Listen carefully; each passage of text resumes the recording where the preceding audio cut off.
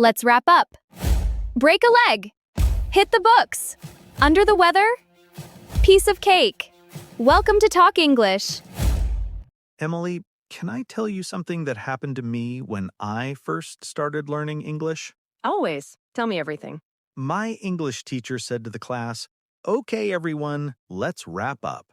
And I spent the next 5 minutes looking for something to wrap, like a present or food maybe. Oh, Jack, that is the best thing I have heard all week. I was completely serious. I was looking around the classroom thinking, what are we wrapping? Where is it? And this exact moment is what today's video is about. Welcome to Talk English. I'm Emily. And I'm Jack. And today we are going to look at English phrases that sound like one thing, but actually mean something completely different. Because English is full of these, and if nobody tells you what they actually mean, you will spend a lot of time looking for things to wrap. Painful experience, trust me.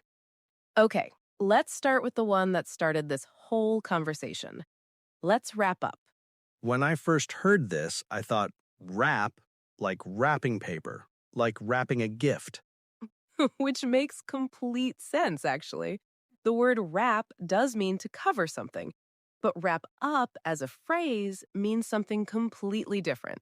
It means let's finish, let's bring this to an end.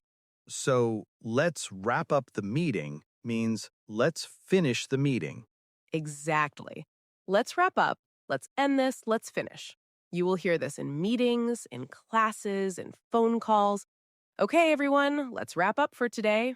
And absolutely nothing needs to be wrapped. Nothing at all. Say it out loud.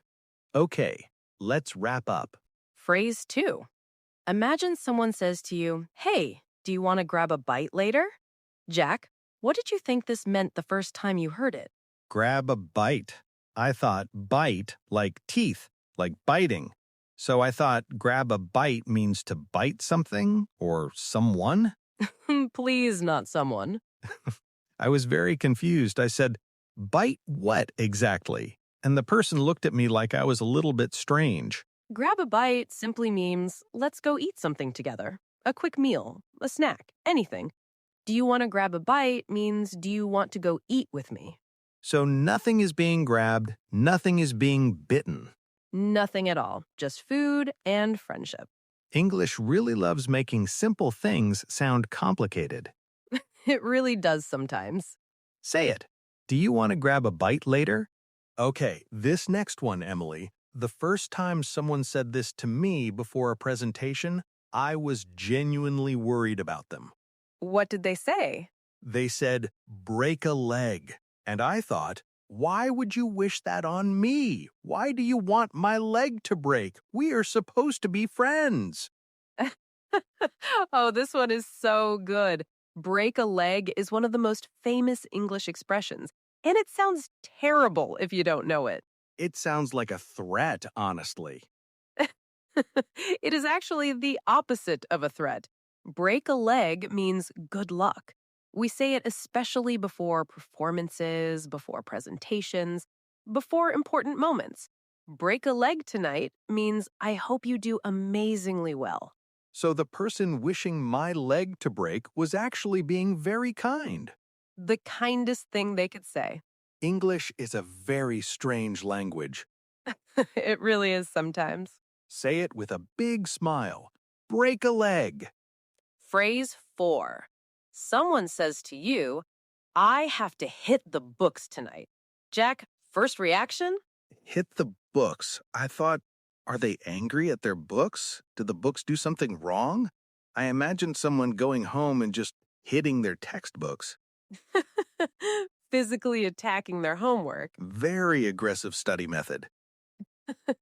Hit the books actually means I need to study. I'm going to study hard tonight. I have to hit the books means I have a lot of studying to do. So it means studying, but it sounds like violence against school supplies. Exactly.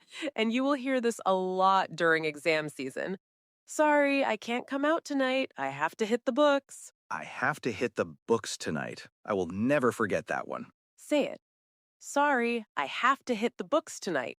Okay, this next one genuinely confused me for months. Someone told me they were feeling under the weather, and I spent so long trying to understand what weather. Are they outside? Are they standing in the rain? I love this one so much. Under the weather has nothing to do with actual weather.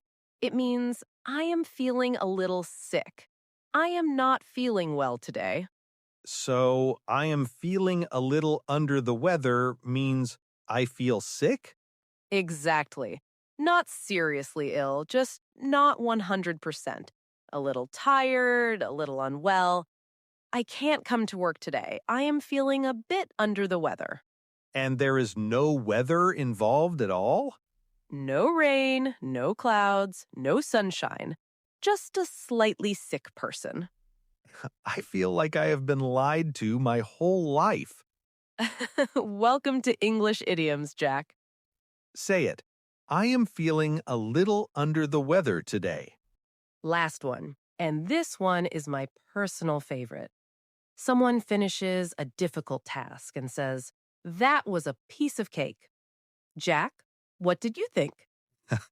Honestly, the first time I heard this, I was very disappointed because I thought there was actual cake involved, and there was no cake. No cake at all. Piece of cake means that was very easy. Simple. No problem at all. The exam was a piece of cake means the exam was very easy. So, the more difficult something is, the more food phrases English uses. Break a leg, piece of cake, grab a bite. English speakers really do love food and drama together. I am starting to notice this. Say it. That was a piece of cake. Let's go through all 6 phrases one final time. Say each one out loud with Jack. Let's wrap up. Let's finish. Do you want to grab a bite? Do you want to eat together? Break a leg. Good luck. I have to hit the books. I need to study. I am feeling under the weather. I am feeling a little sick. That was a piece of cake. That was very easy. 6 phrases, all completely natural, all used every single day by English speakers. And now, none of them will confuse you ever again. Unless English invents new confusing phrases, which it probably will. It absolutely will. But that is why we are here. Okay, your challenge today, and this one is going to be fun. In the comments, tell us the funniest English phrase or word you misunderstood when you first started learning. What did you think it meant, and what did it actually mean? We want to read every single one because honestly, your stories are going to be hilarious, and you might help someone else who is confused about the same phrase. And if today made you smile, even just once, please give this video a thumbs up. It really helps more people find Talk English. And if you are not subscribed yet, join our Talk English family right now. New real English every week, made for your real life. Thank you so much for being here today.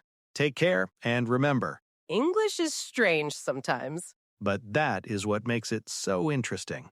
See you next time. Bye.